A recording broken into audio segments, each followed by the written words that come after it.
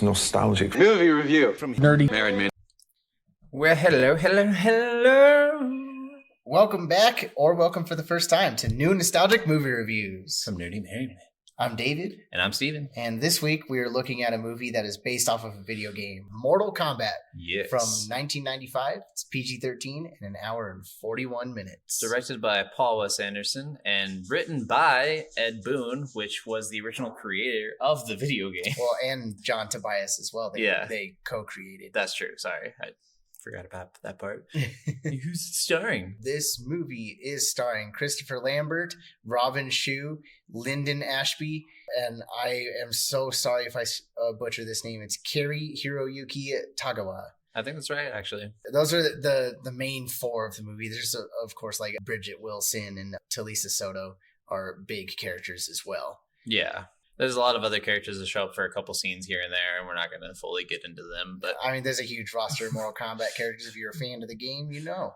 True. For the synopsis, 3 unknowing martial artists are summoned to a mysterious island to compete in a tournament whose outcome will decide the fate of their world. And that's exactly the plot of the game. I'll say, like, they get a lot of minor details from the game wrong, but it is exactly the game. Yeah. And really, you don't come into this movie for the plot. You're doing it for the camp, the cheese, and the fun fight scenes. That's what you're there for. Pretty much. This movie starts out with it goes right into this with showing 6 characters in the first 6 minutes. We got Shang Tsung, Liu Kang, Sonya Blade, Jax, Kano, and Johnny Cage. And then we also get Raiden, Sub-Zero, Scorpion, Katana, Goro, Reptile. Well, and I'm so sad about the Jax part because he's in one scene and then he's just kicked out of the movie. Yeah, and he doesn't come back until the second movie. We don't talk about the second movie. No, we don't. That movie doesn't exist. But no, it's actually so well done. I love that Ed Boon voices Scorpion because he actually was the original voice of Scorpion as well. He was the one who also came up with the line, "Get over here." We talked about this because Scott and I did a episode on Soul of a Gamer of the original Mortal Kombat game. And we talked about how they came up with a line for that when they were just like messing around one day, like practicing different lines while using it. And randomly Ed Boon was like, "Get over here." And they're like, "Yeah, that's it. That's the line. Let's do that." I love how every line that Scorpion says in this movie is given with that inflection. Yeah. Like no matter what he says, he has like, "Get over here. Welcome." Like, exactly. One of the other big voice actors for me in this was the voice actor for Goro, which is Kevin Michael Richardson. Oh, he does like everything ever. He's done the Joker before. He's Gantu in the Lilo and Stitch series. Yeah. He was Stan in How I Met Your Mother. He's just in a ton of things. You hear his voice all the time. And it's funny because me and my wife always know to him as Gantu every time we hear him. And so we were watching the movie and I was like, "Is that Gantu?" When I looked it up, I was like, "Holy shit, it is Gantu." I love also, I didn't know this beforehand, but Raiden, the Thunder God, is actually based off of the Chinese folklore of Raijin, the Thunder God. That's pretty neat. And that's a really, really cool thing. I'm a big component of all the different gods of all the different pantheons, especially being a Smite player. And Raijin's one of the characters that I absolutely love in the game. And he's the god of thunder and lightning, and he bangs a drum for his lightning and thunder. And I just thought it was really cool that he was based off of that. I wish Raiden had more fight scenes. I know he's not really dictated to do so, but I don't think we see enough lightning. Yeah, that's in true. it being the lightning god. One of the things that I loved in the new Mortal Kombat 11, they actually have the old movie Raiden as a skin in the game with the voice actor of the original. Well, it's funny because that game actually has a lot of the actors from this movie reprise their roles. And they actually got like the mocap and everything. But it's a really fun movie. The opening it's really quick. It's fast paced. They kind of rush through introducing all the characters, and then once we get to the island is where things kind of open up more, and it's really fun seeing all the different fight scenes and seeing a lot of the characters do classic moves from the games. Yeah. Like you see Johnny's split punch to the nuts. We see his shadow kick even. Yeah, we see the Liu Kang bicycle kick. We see a bunch of just fun moves in this that we all wanted to see in this. But I guess Well, how would you rate this movie? For me, I think this movie, especially if you're a Mortal Kombat fan, it's worth the watch, possibly the rent. I don't know if I would say it's worth the buy unless you really love those bad, cheesy movies. Which for me, like this, it falls in the part of this isn't bad enough for me. Like The Room is bad enough, where I just absolutely love the hell out of that. I love this movie so much more than The Room. This is bad in so many ways that just angered me. But it was still like a fun watch, and so I definitely think it's worth the rent at the very least. But I don't think I personally think it's worth a buy. I own it, but I'm a Mortal Kombat fan, so it's not worth the buy. But I did buy it. For me, I think it's worth the buy. It's not a great movie by any means, but I just love it. It is one of those cheesy, campy, fun movies, but I'm also a huge Mortal Kombat fan. So, I mean, if you're a fan, you're really going to like the movie. If you don't really know much about Mortal Kombat, there's a chance, probably a high chance, you're not going to enjoy it much. So just go in with that mindset. Like, if you're a fan of the video game, you'll like it a lot more. And it's a stupid fun time. It is a stupid fun time. So next week is a special episode. It is our 25th episode. So for that one, we are looking at Black Panther: Wakanda Forever. Yes. So join us next week. The only way you can watch it right now, I believe, is in theaters. So go check it out. It's not going to be on Disney Plus until the next year. So if you are waiting for it, it's not going to be in 2022. It's not coming till Disney Plus until 2023. Yeah. So go to the theater and check it out if you want to watch it beforehand. Guess let's get into the spoilery parts. Get into the spoilers. So for me, some of the notable things, obviously, the CGI in this movie is awful, especially with characters like Reptile. Yeah, Reptile CGI. I loved when Reptile finally became practical and he showed his human form from the game. Looked amazing, but the CGI of Reptile is it's not good. Yeah. One of the things for me that every Mortal Kombat needs is a lot of the lines in this movie, like flawless victory and finish him and all these other things. Your soul is mine. And they did have a lot of those. My biggest downfall is this movie does not know what the fuck a flawless victory is, and it pisses me off. Shang Tsung says flawless victory, but then both of them got hit multiple times. Like, there's no way that was flawless. Well, and then in the Liu Kang saying it's a flawless victory after that long Shang Tsung fight where they were both beating the crap out of each other, and Shang Tsung transforms into his brother right in front of his face and falls victim to thinking his brother's real, and then gets beat more, then comes back. To be fair, Liu Kang saying flawless victory was not saying that it was a flawless victory. He was mocking Shang Tsung for what he said earlier in the movie. So I think it was more of a mocking. You can't say the line flawless victory unless you have a flawless victory, period. You're going to be smug. And that's what Liu Kang was. But he's dead. He's not even hearing that's for no point other than for yourself. So why? Same thing with Shang Tsung early in the movie when he says fatality and the guy's dead. Like, why do you say it? Because that was fun. For the fans.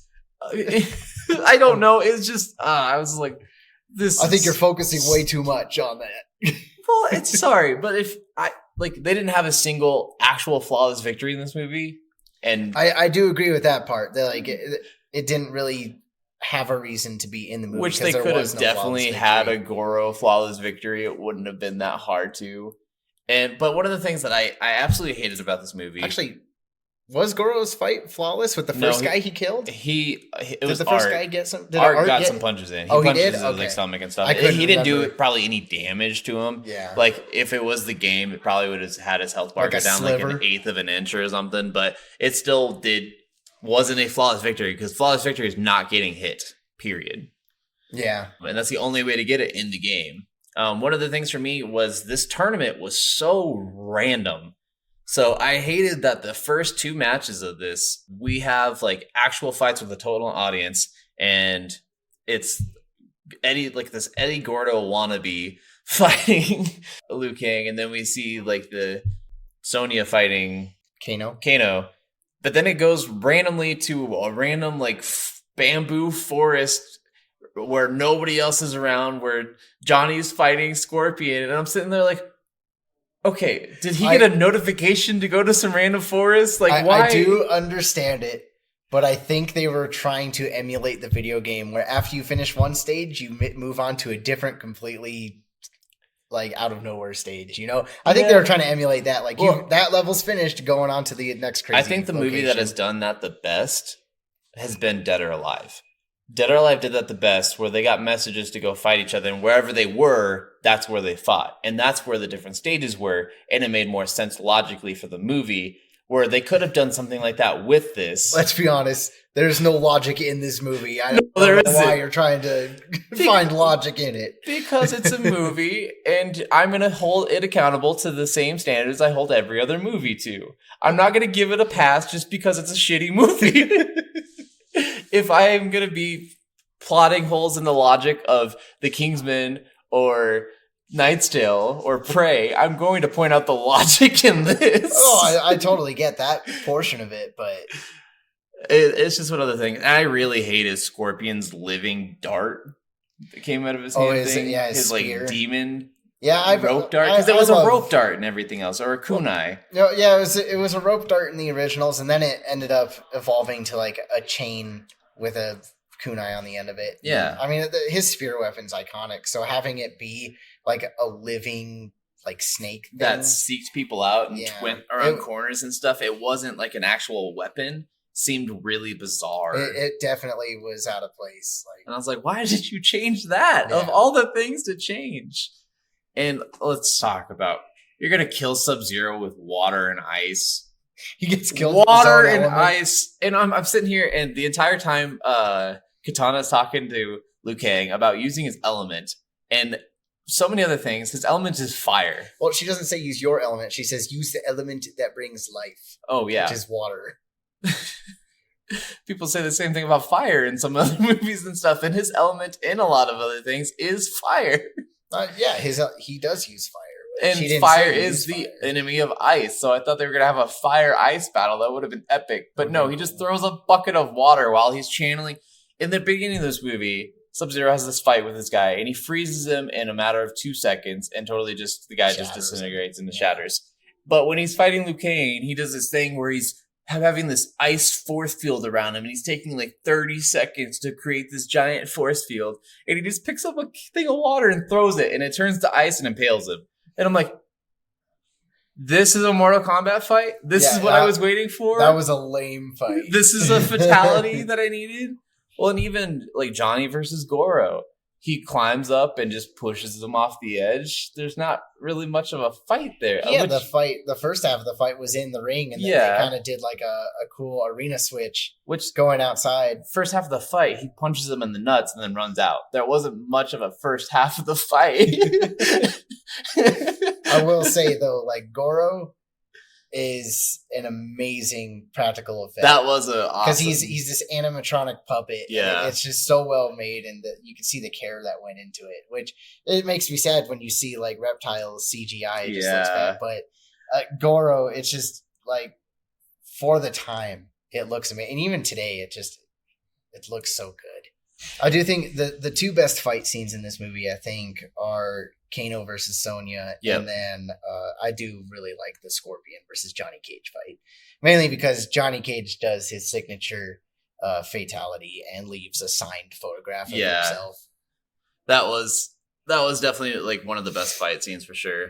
And I guess I don't have a ton. It does take 40 minutes to Mortal Kombat. I did note that it takes a hot minute. I mean, like, it's weird. It takes a while to actually get to the first fight, but then at the same time, it also feels really rushed. Because they're introducing so many characters, but because they have so many characters to introduce, it takes a while. Yeah, it's just one of these things. Any tournament-based movie, and I want to see the actual fights, and I want to see the actual characters. I don't want to see Goro fighting a character named Art that we've never heard of. Yeah, I want to see the characters we all know from the game. And I want to see more of the fights. I don't want to see this background story of what's happening behind the scenes of the tournament. I want to see the tournament. Yeah. Show me the tournament. I don't know why all three of these Mortal Kombats do not show the fucking tournament. Show me the tournament. Like, Jesus, like, it's not that hard.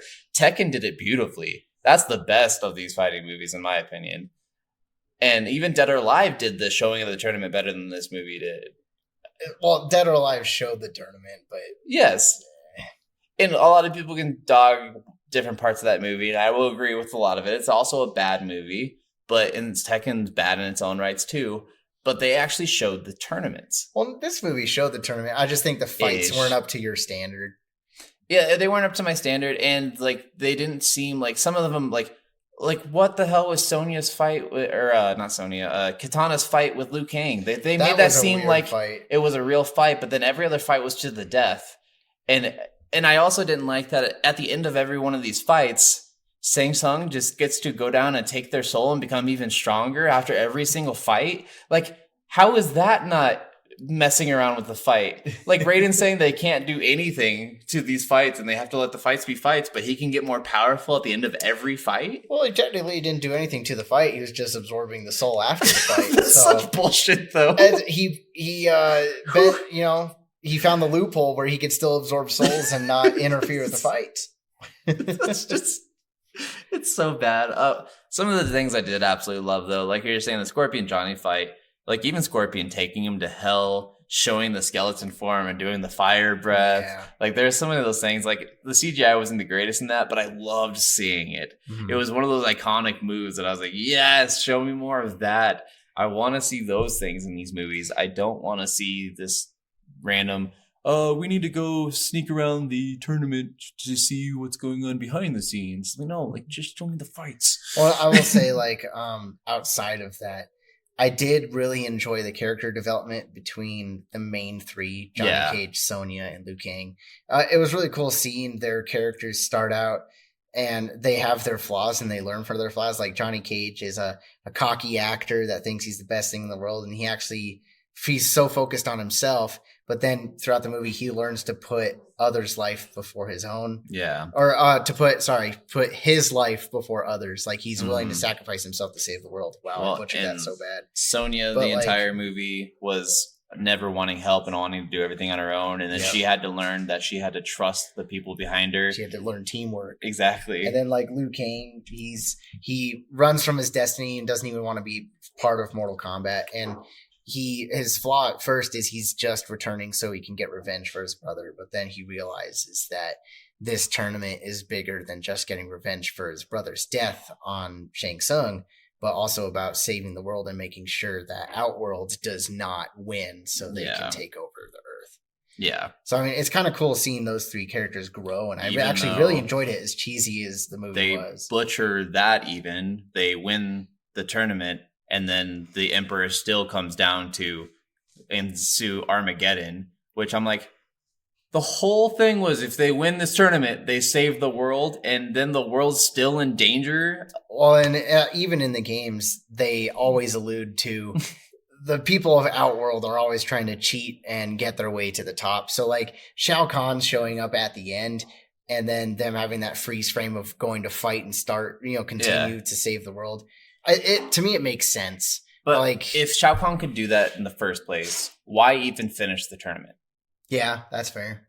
Like, why even have done 9 tournaments and wait till after the 10th tournament is decided that they didn't lose 10 in a row to come out and just do Armageddon on the world? Like, it's so dumb that you can't just do that and say, oh, it's video game logic. No. And I also hate that every one of these movies starts on the 9th or the 10th tournament. Like, we can't see number 1, 2. Like, we can't, like, you could make a 10 movie series of all 10 tournaments and have the good guys lose every time except for the last one. And the anticipation of that last one would be fantastic. Well, and I think at the time, they weren't sure how far this was going to go. For sure. This was more of they were continuing the hype train because, I mean, the original game only came out, a year or 2 before this. Mm-hmm. And then they were like, that's so popular, let's make a movie out of it. Yeah. But it's just some of those things that, And they might be, some people say nitpicky or whatever, but I think there just are just big flaws in this. And there probably just flaws in the story, period. Because, I mean, the Mortal Kombat story itself throughout all the games is convoluted as hell and changes all the time and retcons itself and goes back in time and does this and then does that. And it's like, it's confusing as all get out. Like I said earlier, this movie gets the basic premise of the game, but it definitely does not follow the plot. Yeah. And I mean, there's not much of a plot. No. It's very poorly constructed. And like I said earlier, you don't come to this movie for the plot. No, you don't. You're here to watch the dumb action. But like we said, the characters and the casting of this, I think the casting is pretty brilliant in this movie. I think the best casting is Shang Tsung and Kano. Yes. Both of them are iconic. I also really love like the main three, Liu Kang, Sonya, and Johnny. Yeah. Liu Kang, sorry. And just like, I mean, we didn't really see much besides the mask of Sub-Zero and Scorpion, but they weren't bad by any means. They looked like the characters. It's not hard to put a ninja mask on someone. And, Now, one thing I will say that this movie really excels at is the soundtrack. Yes. This movie has the best music for a fighting game. Well, and even the intro of this is the Mortal Kombat theme song, which is just... Well, it has like this cool techno version. Yeah. And, what I really find interesting is that apparently the soundtrack, within 2 weeks of release of this movie, went platinum. That's how much people enjoyed the music. And I totally understand why. It's a really fun time. It's on par with soundtracks like a lot of the other 90s soundtracks, like Tony Hawk Pro Skater had one of those soundtracks that everyone played the game and immediately went out and bought the soundtrack for it. Like, it's one of those things that just like, yes. And this was back in a time where people did buy movie soundtracks a lot more. Mm-hmm. It's not as much today. But yeah, I do think, back to the casting, I think the casting was done really well. Apparently, we almost didn't get the Johnny Cage that we did get. Yeah. Because apparently they approached Jean-Claude Van Damme to be Johnny Cage, but he turned it down to go do the Street Fighter movie. And did you know that why they wanted Jean-Claude Van Damme so much? They originally had Jean-Claude Van Damme was going to be in their fighting game. Oh, and then Jean-Claude Van Damme ended up going to do a bunch of other movies and stuff and like didn't do the movie with them. I can't remember the story fully. So if you go back and listen to the Mortal Kombat Soul of a Gamer podcast, I have the entire story there. But I'm just kind of reiterating it off the top of my head. But Johnny Cage was actually based off of, they made a character Johnny Cage based off of Jean-Claude Van Damme. That's why he's got the same initials, JC, Jean-Claude, Johnny Cage. And a lot of his fight moves, including the splits, is because that's what Jean-Claude Van Damme was known for. That's right. And they made him a movie star to mock that he wanted to go do the movies instead of doing the games. And so much of Johnny Cage is based off of Jean-Claude Van Damme. So if they would have got Jean-Claude Van Damme to play Johnny Cage, it would have been amazingly hilarious. Yeah, that would have been so funny. And it's super meta. But that's basically all I got. Actually, one more thing. Oh, go for it. Raiden in this movie. I like the actor that plays him, but I just found him so irritating, and mainly because of the way he talked. The whole time Raiden is doing this intense like whisper talking, and then he does like after every sentence he does this weird goofy laugh. So he's like, "You are challenged to Mortal Kombat." And I don't know, it's just this weird. He figured it out. his line delivery. I don't think so. Well, and the CG of his lightning traveling and stuff. Oh, that was another thing that I thought was absolutely ridiculous. When he shot his lightning at Scorpion and Sub-Zero. Not only that, but these humans that have never seen anything to do with anything, besides Liu Kang knowing Raiden's an actual thunder god. Yeah. Johnny Cage and Sonya don't know anything about any of this. They don't freak out when they see a guy freeze their gun, break it in half, a demon kunai coming out of the hand, and then Raiden appearing from a lightning bolt and then shooting lightning out of his hands. Like, oh yeah, it's everyday stuff. Yeah, they don't have any reaction to that at all. And I'm like, okay, like you gotta have some sort of realism with some of these reactions, like even just whoa or something, like something to make it feel more real. Yeah. But that's all I got. I had to end on the whole Raiden thing. Oh, also the subtitles of Raiden, they spelled Raiden wrong the whole time, and it really bothered me. It bothered a lot of people. Yeah. That's the thing that I've noticed in a lot of like videos about this. Like, why did they spell the name wrong?